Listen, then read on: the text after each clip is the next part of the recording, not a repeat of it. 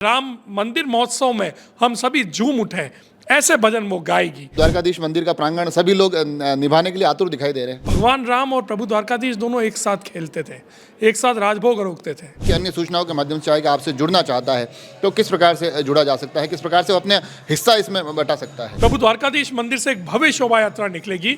सभी कह रहे हैं कि नया वर्ष, लेकिन हमने इसको एक नया नाम दिया है राम वर्ष। राष्ट्र इन दिनों राममय है और अपने आराध्य के इस स्वागत में पूरा का पूरा देश आतुर दिखाई देता है। ये भावनाएं कृष्ण की नगरी में भी पहुंच रही है।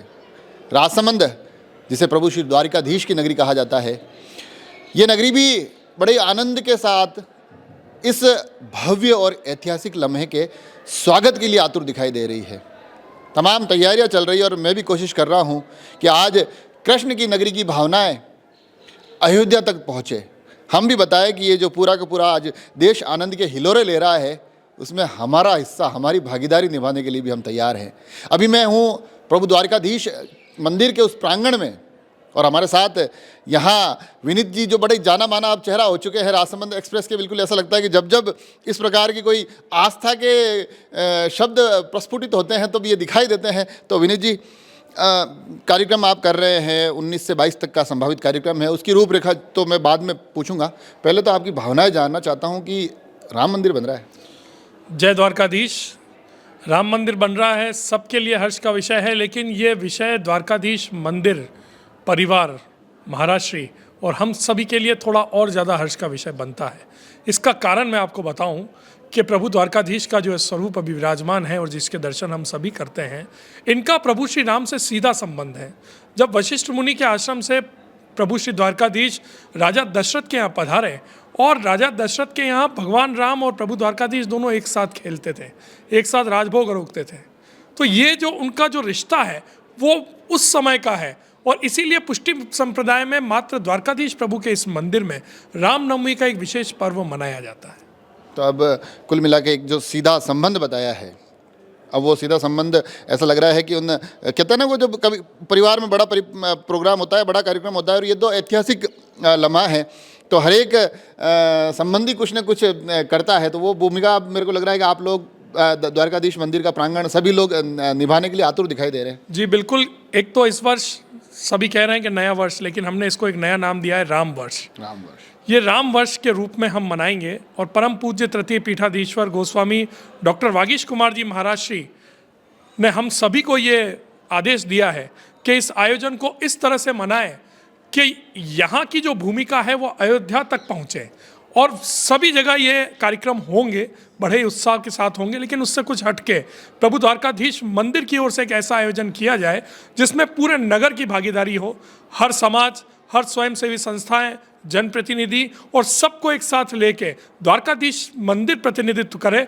परम पूज्य महाराज श्री डॉक्टर वागीश कुमार जी के प्रतिनिधित्व में यह आयोजन हम करें और इसी को लेकर सारी तैयारियां चल रही हैं।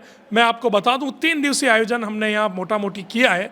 20 जनवरी को इस आयोजन की शुरुआत होगी, जिसमें हमारे नित्य लीलास्त स्वर्गीय पीठाधीश्वर ब्रजेश कुमार जी महाराष्ट्री का उस दिन जन्मदिन भी है। तो हम प्रातः एक मेडिकल कैंप लगाएंगे। उसके बाद शाम को व्रत से एक विशेष भजन मंडली आ रही है जो हम सभी को मंत्रमुग्ध कर देगी और राम जन्मोत्सव या राम मंदिर महोत्सव में हम सभी झूम उठें, ऐसे भजन वो गाएगी। तो 20 जनवरी को शाम को हम द्वारकाधीश मंदिर प्रांगण में यहाँ भजन सुनेंगे, नाचेंगे और आयोजन का मूर्त रूप जो है उस दिन से आरंभ होगा। उसी दिन झील पे और मंदिर में दीपदान का भव्य आयोजन किया जाएगा। 20 तारीख को ही। 20 तारीख को ही। 21 तारीख को महाराष्ट्र की ऐसी इच्छा है, ऐसी भावना है कि नगर की स्वयंसेवी संस्थाएं, नगर के समाज, नगर के जनप्रतिनिधि, नगर के मीडिया कर्मी और नगर के प्रशासनिक अधिकारी जो अपने अपने स्तर पर अपने अपने कार्यों को वर्षों से सुचारू रूप से कर रहे हैं, उनका मंदिर की ओर से सम्मान होना चाहिए। तो एक सम्मान समारोह हमने आयोजित किया है द्वारकेश वाटिका में, जिसमें नगर की सारी समाज, सारी स्वयंसेवी संस्थाएं, हमारे मीडिया बंधु, हमारे प्रशासनिक अधिकारी, जनप्रतिनिधि, हमारे साधु संत, सभी का मंदिर की ओर से स्वागत किया जाएगा और प्रवचन का एक विशेष कार्यक्रम भी उस दिन द्वारकेश वाटिका में रखा गया है। 22 तारीख जो कि सबसे बड़ा दिन है हम सभी के लिए, उस दिन प्रातः ठाकुर जी के जो नित्य दर्शन होते हैं वो होंगे। विशेष मनोरथ भी राजभोग में आयोजित होगा। उसके बाद दोपहर 3 बजे प्रभु द्वारकाधीश मंदिर से एक भव्य शोभा यात्रा निकलेगी, जिसमें सारे समाजों का प्रतिनिधित्व होगा, सारी स्वयंसेवी संस्थाओं का प्रतिनिधित्व होगा, स्कूल के बच्चों का हमको साथ मिलेगा।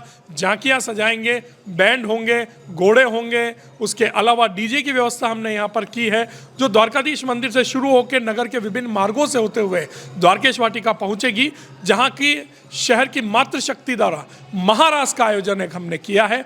और उसी वक्त भव्य आतिशबाजी की जाएगी और इस उत्सव को भव्य से भव्यतम बनाने के लिए एक बहुत अच्छी योजना तैयार की गई है। सारे लोगों को जोड़ा गया है, आयोजन समिति का गठन किया गया है और परम पूज्य महाराज श्री डॉक्टर वागीश कुमार जी के निर्देशन में राजसमंद एक इतिहास लिखने जा रहा है। ये जो एक ऐतिहासिक कार्यक्रम आपने बताया है, उन ऐतिहासिक लम्हों से सीधा सीधा जुड़ने के लिए अगर राजसमंद से भी कोई चाहे, हमारे इस कार्यक्रम के माध्यम से चाहे, आपकी अन्य सूचनाओं के माध्यम से चाहे कि आपसे जुड़ना चाहता है, तो किस प्रकार से जुड़ा जा सकता है, किस प्रकार से वो अपने हिस्सा इसमें बता सकता है? जी बिल्कुल, आप मंदिर में आके हमसे संपर्क कर सकते हैं। बाकी हमने जो हमारी जनसंपर्क टीम बनाई है, जिसमें समाज के अलग अलग लोगों का हमने प्रतिनिधित्व लिया है, हम सभी आपके घर पे पहुंचेंगे, आपको इस कार्यक्रम का निमंत्रण देंगे, आपको पत्रक देंगे और आपको आमंत्रित भी करेंगे कि आप आइए, सीधे हमारे इस पूरे आयोजन से जुड़िए और इस ऐतिहासिक पल के साक्षी बनिए।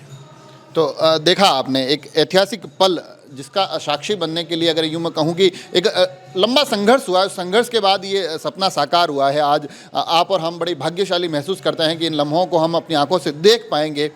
और कहते हैं ना कि जो पूरा के पूरा एक महोत्सव चलता है, जैसा कि आपने बड़े अच्छा नाम दिया, जिसे हम राम वर्ष मान रहे हैं, और वर्ष के पहले ही महीने में हमें एक ऐसे आयोजन का साक्षी होने का अवसर मिलेगा जहाँ प्रभु श्री राम के इस स्वागत में प्रभु कृष्ण की नगरी आतुर दिखाई देगी, आनंदित दिखाई देगी, आह्लादित दिखाई देगी, जहाँ न केवल गणमान्य लोग बैठकर बात करेंगे, भजनों का एक महासंगम होगा और आखिर में आते आते जो महारास की बात हुई है, कहीं ना कहीं ये तमाम चीज़ें जब जुड़ेगी तब हम उन लम्हों को देखकर उस रोमांच तक पहुँचेंगे, जो रोमांच हमें आने वाली कई पीढ़ियों तक हम हस्तांतरित करेंगे। इन यादों को कई वर्षों तक अपने इस दिल के कोने में संजोए रखेंगे।